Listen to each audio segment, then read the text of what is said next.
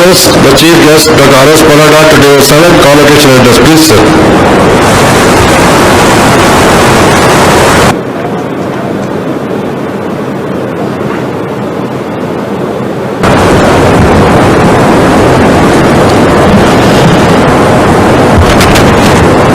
His Excellency, the Governor and Chancellor of Keladi Shivamogga University of Agriculture and Horticultural Sciences, Honorable Vice Chancellor Dr.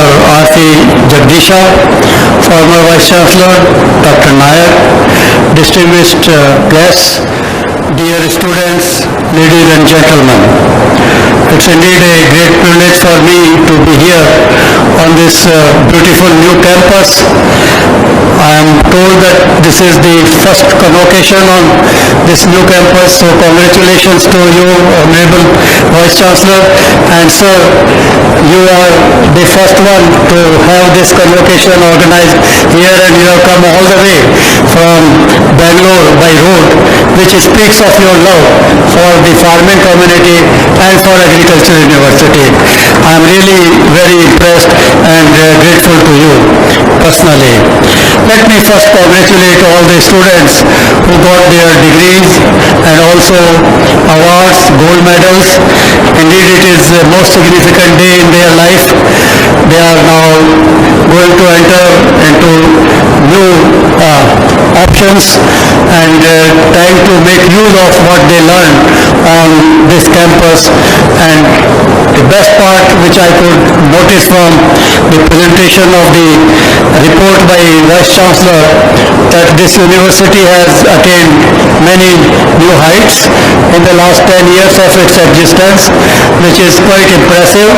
So many varieties, so many awards, more than 2,000 students trained, and perhaps this is the university of the kind which we had perceived in the past of rural setting. So this is in a rural setting in true sense, and it has integration of research, teaching, extension.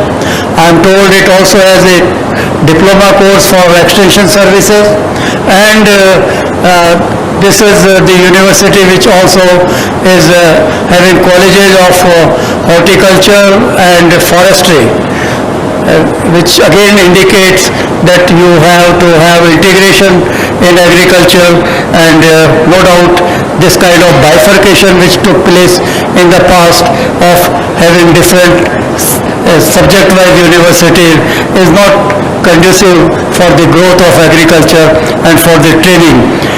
Even our new education policy is now asking for multidisciplinary approach, and also asking for new dimensions in terms of embracing agriculture in school education. School education, agriculture students are not generally taught in many states, and therefore are not aware and don't get attracted to agriculture as a subject. Even I earlier had mentioned, when I had chosen agriculture myself, all my classmates had laughed at me, but now agriculture is a respectable profession. I would like to say that we are celebrating 75th year of our independence, and in this we must have a legitimate pride of having a paradigm shift from begging bowl status to that of self-sufficiency, and even to the level of export. We have emerged one of the 7 most important agriculturally nations, and are exporting worth about $50 billion per annum. Agriculture still is contributing about 20% to the national GDP, despite all other sectors which are playing their own important role, whereas industry also has not been able to achieve more than 25%.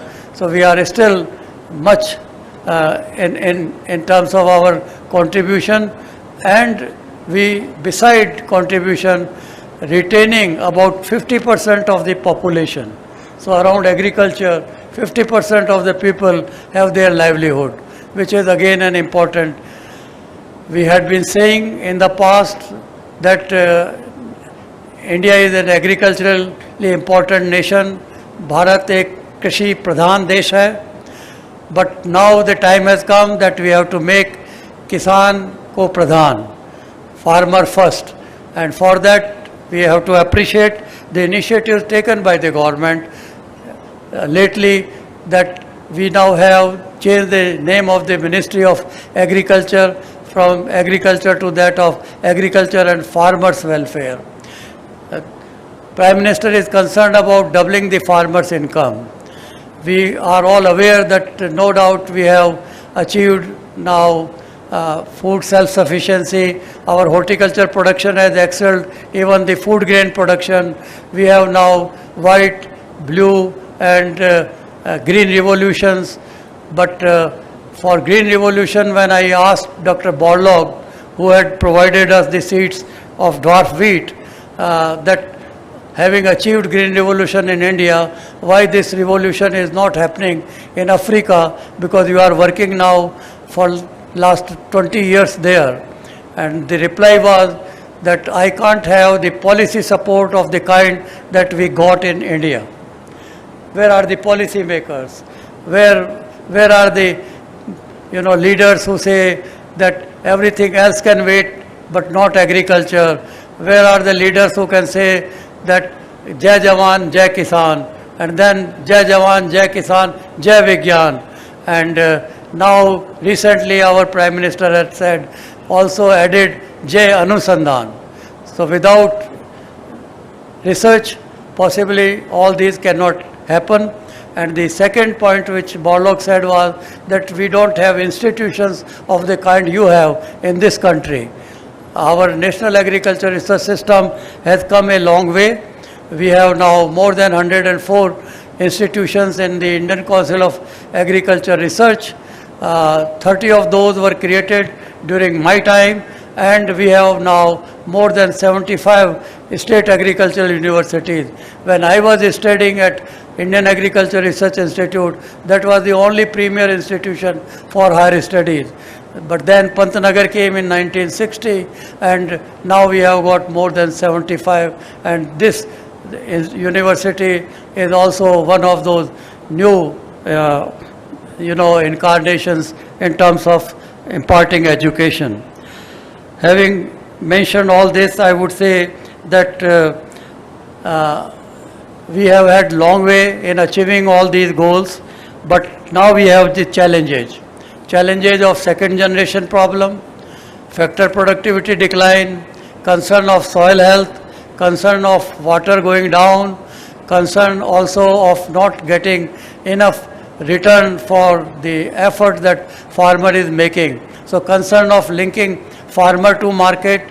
We need to link the farmer to market. We have to make sure that the opportunities are more. We need to also diversify agriculture. We will need to provide better knowledge to our farmers, and we have to see that we have not only secondary but specialty agriculture. We have the peri-urban agriculture, we have vertical agriculture, and we embrace science. And also we need to produce more of these trained human resource. And in that context, now there is a paradigm shift required, and that is that we need not all have the graduates trained in the universities for white-collar jobs, but they should also be job creators. They should be entrepreneurs. They should be good extension advisory service agents. They should be also efficient input providers. So I see that there are enough opportunities and lot of challenges before the young generation. Having achieved the household food security, our current problem, which globally is also there, of eliminating the hunger. Hunger, especially hidden hunger of malnourished children. And we have children below 5 years of age who are, out of 5, there are 3 malnourished children in our country, and we have the largest concentration. So what we need now is next revolution for household nutrition security. And for nutrition security, I see a very important role of our women. Women to not only educate the children, but also to control the population and to provide nutritious food.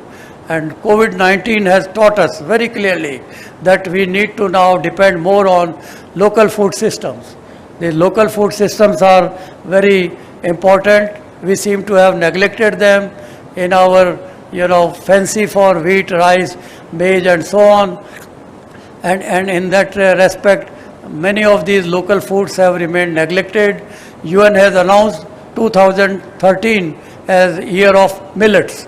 And this region, Karnataka, is especially known for millets and minor millets. And for those, we have to do more research. We must have to see that farmers are benefited. We need to diversify agriculture. As you see in this particular region, which is around Western Ghats, you have horticulture. I could see areca nut farmers are really able to get good returns, but then we need more research to make their inputs and cost reduced. So for farmer to double their income, we need to have now those technologies by which we can reduce the cost on inputs, and we can then link those farmers to market. And in that respect, I do see great role of now youth and to play, and for that we have to motivate the youth and attract them to agriculture. And they would not get attracted unless there is good recognition of the profession and respect is given to the profession, which I think is now emerging. I am very happy. When I took agriculture, nobody really thought seriously that agriculture is a science subject. It was just considered as a normal practice of farmers to do agriculture and have a livelihood. But the science-based any development is going to make all the difference. We have to go in for protected cultivation. We have to go in for micro irrigation. We have to also reduce cost on costly input like fertilizers and go in for organic fertilizers. We have to think in the context of also bio fertilizers, biopesticides, organic farming. So there are new opportunities and options now emerging. For that, we would require good knowledge. For that, we would now require from these institutions not only the formal degree programs, but I would say informal diploma courses for entrepreneurship, for undertaking various programs, whether it is the Paravet program, whether it is nursery raising, whether it is seed production, whether it is protected cultivation. All kinds of options are available, and we have to be thinking globally but act locally. We must be worldly wise, but we must also see what is the best for us. So we must have eco-region specific priorities identified for each of the institutions and see that we take up those programs which are more relevant to the farmers' needs. We must understand what they need and we must work hand in hand with them, and also in the process ensure that this technology reaches to them. For them, universities, Krishi Vigyan Kendras are like temple, but we will have to have public awareness that they take full advantage. I am told in your farmers' fairs, lakhs of farmers come and take advantage. You are producing also the seedlings. I think 3 to 5 lakhs of seedlings you have produced and provided, which shows that university is already taking some steps. So I won't like to really tell more or talk at this stage, but I would like to say that how happy occasion it is for these young graduates who are passing out, and also happy moment for their parents. They should feel proud of their accomplishments, and those who have not received gold medal must not lose heart. Next time they would also get it if they work hard. So never lose hope and try to work. No doubt, road is never smooth. When you enter in the new life, the first failure should not disappoint you. Rather, it should give you much more confidence to fight it and cross the hurdles that come across. And in that respect, I am reminded of what in fact our former President Abdul Kalam had said, that if you fail, never give up. Because FAIL means first attempt in learning. So it is a learning process. It is not a failure for you. And also, he had said that for achieving something, you must have dream. And you must dream high. But to achieve those dreams, and you must acquire good knowledge, you must also work hard, and you must have perseverance. Success will be certainly yours. And finally, Swami Vivekananda had said, don't live for yourself. This education is good for your own success, your family's progress, but never only think of yourself, think of society.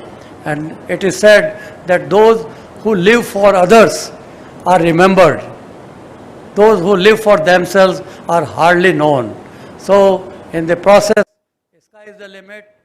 Go ahead, try to achieve more goals, gold medals, and we need such universities, institutions to bring in more revolutions, that nutritional revolution which is very much wanted, and also the nutrition which we call as rainbow revolution, which is around horticulture, and that is happening in this part of the country. And the forestry, our Prime Minister has committed to Paris Agreement that we will increase our potential for carbon sequestration by either raising the trees.